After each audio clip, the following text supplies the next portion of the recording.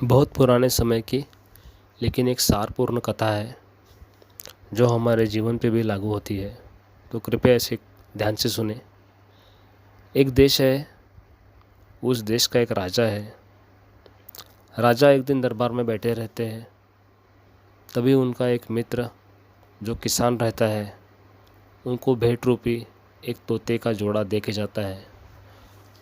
वो तोतों का जोड़ा बहुत ही सुंदर रहता है और वो तोतों का जोड़ा देख राजा भी बहुत खुश होता है।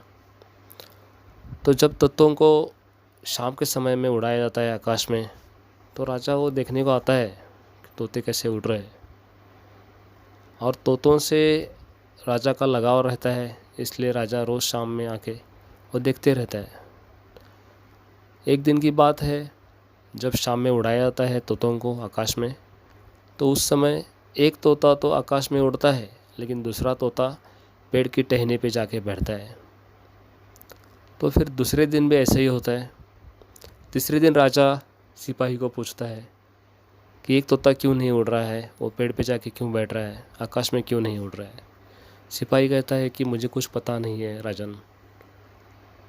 तब राजा अपने मित्र किसान को मिलने के लिए बुलावा भेजता है। किसान आता है। राजा जो तोतों की दिक्कत है वो किसान को बताता है।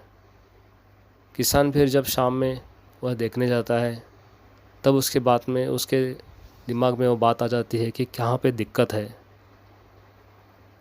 तो फिर किसान दूसरे दिन राजा को लेके वहाँ पहुँचता है। और फिर जब राजा देखता है तो तोते बराबर आकाश में उड़ रहे हैं और फिर वापस भी आए हैं। और एक बार उड़ाया जाता है तो फिर भी आकाश में उड़ रहे हैं, वापस आए हैं। आज तो जाके पेड़ पे नहीं बैठ रहे। तो राजा पूछता है कि क्या दिक्कत थी कि ये क्यों नहीं उड़ रहे थे, क्या दिक्कत थी, क्या है इसमें रहस्य है, मुझे बताओ।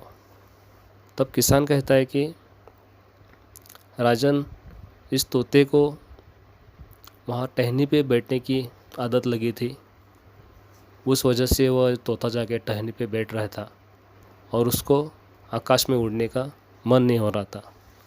तो मैंने जब ये देखा तो मैं उसी रात को उस पेड़ की टहनी को काट डाला हूँ।